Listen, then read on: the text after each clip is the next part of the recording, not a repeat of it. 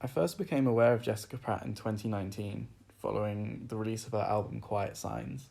I immediately loved this album and had it on repeat for a few months before I went back and listened to the rest of her discography, where I found On Your Own Love Again, this album.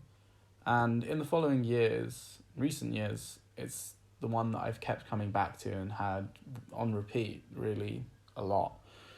I don't think I was immediately taken with it as I was with Quiet Signs, but maybe that's just an affectation of how unique her voice is. And her voice is really, really unique.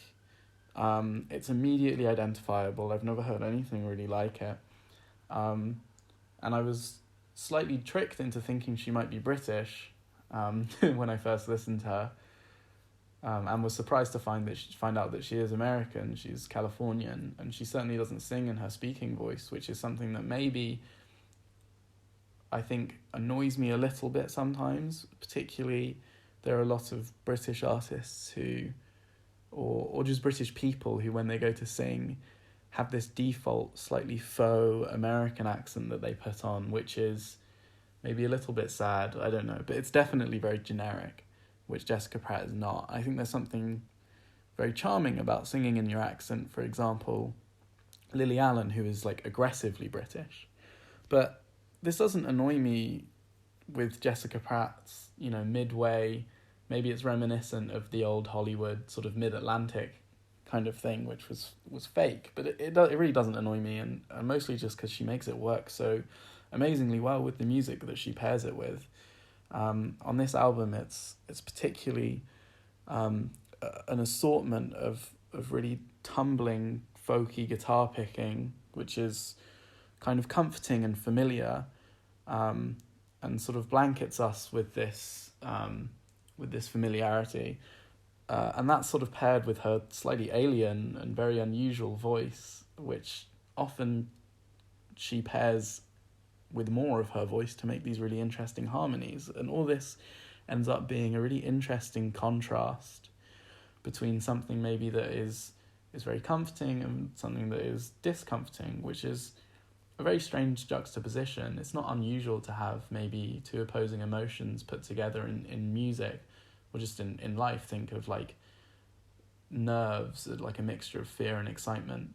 But when the juxtaposition is comfort and discomfort, there's something maybe slightly discomforting about that oxymoron, but it is self-definingly comforting, which I think is what makes a lot of the music really, really interesting and perhaps quite resonant.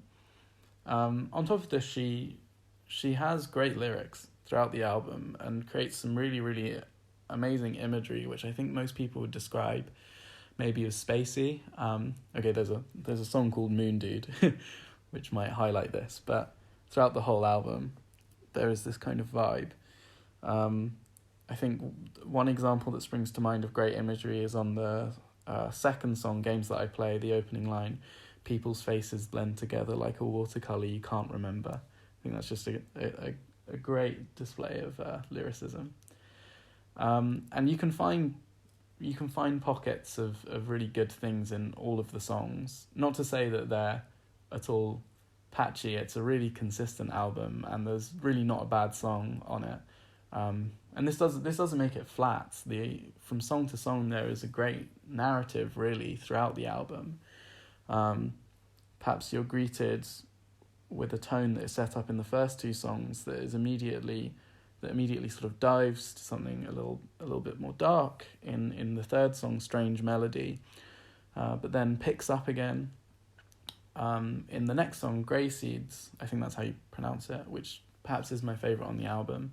Of course, towards the end of the album, you get Back Baby, which I think is the most popular song, which to me is a little bit surprising. Not because I think it is bad in any sense, but maybe it doesn't sound so much like the other songs, although maybe that's why it is popular. It's certainly one of the lighter tracks.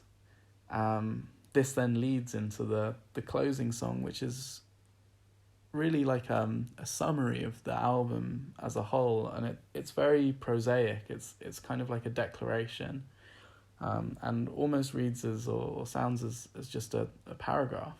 And I think it's a great way to close off the album, which is very short, by the way. It's really over before you know it, and this gives the effect of it being extremely watertight. I mean, there's no fat or excess on this album, and perhaps that's why I find it so easy just to stick on. So yeah, I'd really recommend this album to anybody who finds anything vaguely folky, interesting.